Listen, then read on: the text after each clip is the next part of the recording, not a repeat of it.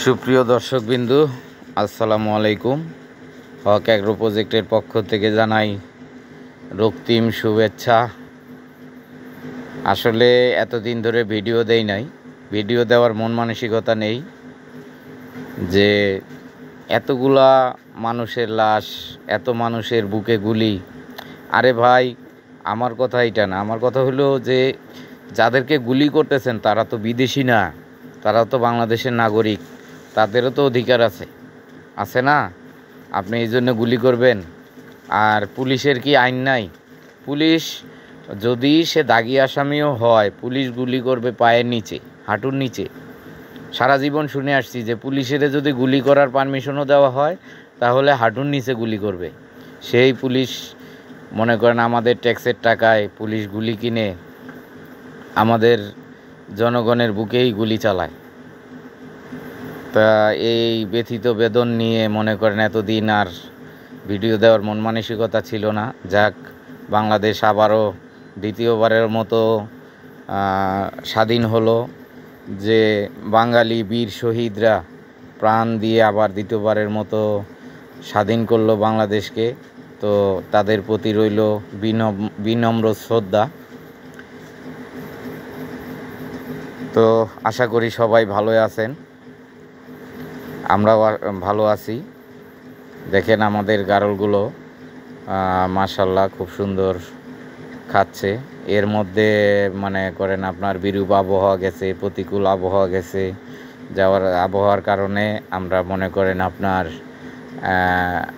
আবদ্ধ অবস্থায় পালন করছি। তারপর ভাই দেশে গোলযোগ লাগুক, মৃত্যু লাগুক, যাই লাগুক, আমাদের খামারিদের কিন্তু আপনার এই যে আপনি শত শত প্রাণী পালন করবেন, 10টা 20টা 15টা 20টা পালন করবেন, আপনার কিন্তু এই প্রাণীদের খেয়াল রাখতেই হবে। যত গোলযোগ লাগুক আপনার তাদের পেটের খাবার দিতেই হবে, তাদের পেটের খাবার আপনার জোগাড় করতেই হবে। তাই মনে করেন যদিও মন মানসিকতা ছিল যে যাব, আন্দোলনে যাব, কিন্তু যেতে পারিনি ভাই, যাইতে পারি নাই। দেখেন এই যে এগুলাকে এই যে ঘাস কাইটে খাওয়াইছি, তারপর চারণভূমিতে খাওয়াইছি, আবদ্ধ অবস্থায় পালন করছি। এই যে সারাদিন বৃষ্টি হয়েছে, কিন্তু দেখা গেল দুপুরের পরে ঘাস কাটছি, এই বৃষ্টির মধ্যে ভিজে ভিজে ঘাস কেটে আবার এগুলাকে খাওয়াইছি। এই নানান ব্যস্ততার কারণে ভাই আমরা আন্দোলনে যাইতে পারি নাই।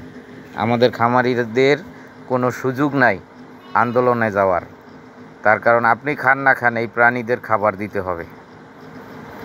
তো এইলো কথা। আর বিশেষ করে আমাদের চ্যানেলে যারা নতুন, ভিডিও দেখার প্রথমে আপনার লাইক দিয়ে ভিডিও দেখা শুরু করবেন, তারপরে আপনার সুন্দর একটা মন্তব্য করবেন, তারপরে আপনার সাবস্ক্রাইব করবেন। সাবস্ক্রাইব করার পরে বেল নোটিফিকেশন আইকনটি অল অপশন করে দিবেন। অল অপশন করে দেওয়ার পর করে দিলে আমাদের তথ্যমূলক ভিডিও আপলোড করার সাথে সাথে আপনার কাছে নোটিফিকেশন চলে যাবে। আর যারা গারল কিনতে ইচ্ছুক তারা আমাদের এই স্ক্রিনে দেওয়া নাম্বারে অথবা ডেসক্রিপশন বক্সে দেওয়া নাম্বারে অথবা ডেসক্রিপশনের যে ঠিকানা দেওয়া আছে 23 নম্বর জোরভিটা, ত্রিমোহনী, খিলগাঁও, ঢাকা। 23 নম্বর জোরভিটা, ত্রিমোহনী, খিলগাঁও, ঢাকা। এই ঠিকানায় চলে আসবেন।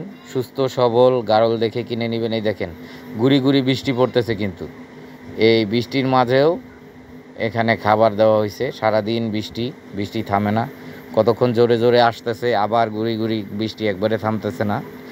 এই বৃষ্টির ভিতরে আমাদের যে চাষ করা ঘাস আজকে দেওয়া হয়েছে হেলঞ্চ, মালঞ্চ, তারপর হলো আপনার জার্মানি ঘাস, এগুলো মিক্স, কলমিলতা মিক্স, সেই ঘাসগুলো দেওয়া হয়েছে। এই ঘাসগুলো দেখেন আবদ্ধ অবস্থায় খাচ্ছে, মাশাআল্লাহ খুব সুন্দর খাচ্ছে সবাই।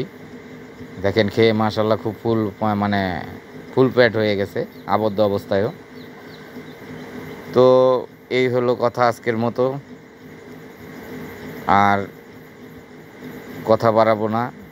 আপনি গারলকে আবদ্ধ অবস্থায় পালন করতে পারবেন, এটা যারা বলে আবদ্ধ অবস্থায় পালন করা যাবে না, যাবে, অবশ্যই যাবে। কিন্তু আমরা একটা ভুল চিন্তা করি। ভুল চিন্তাটা কি? এই খাবারের ব্যবস্থাটা উঠানের মধ্যে না করে যে ঘরে মাচার উপরে আপনি যে মাচাটা একটু বড় করে বানান, ঘরটা একটু বড় করে বানান, চওড়া করে, আর সাইড দিয়ে খাবারের ট্রে লাগাই দেন। লাগাই দিলে কি হবে, আপনি এই সাইডে খাবারটা যখন দিবেন তার পায়খানা প্রস্রাব সব নিচে পড়ে যাবে। এইখানে কিন্তু প্রতিদিন ধুইতে হয়, মানে যতবার খাবার দিবেন, দিনে 3বার খাবার দিবেন, 3বার ধুইতে হবে। এই দেখেন, এই যে এখানে পায়খানা করে, প্রস্রাব করে, এগুলো আবার পাড়াইলে আবার এই 2 পায়ের চিপায় ঢুকলে ঘা হয়। তা হলো যে খাবারের চিন্তাটা ঘরের ভিতরে করবেন। আবদ্ধ অবস্থায় পালন করলে যে খাবারটা ঘরের ভিতর থাকবে, উঠান একটা থাকবে, হাঁটাফেরা চলাফেরা করবে, কিন্তু খাবারের ব্যবস্থাটা থাকবে ঘরের ভিতরে, মানে এই মাচার উপরে। তো এই বলে শেষ করছি। আল্লাহ হাফেজ।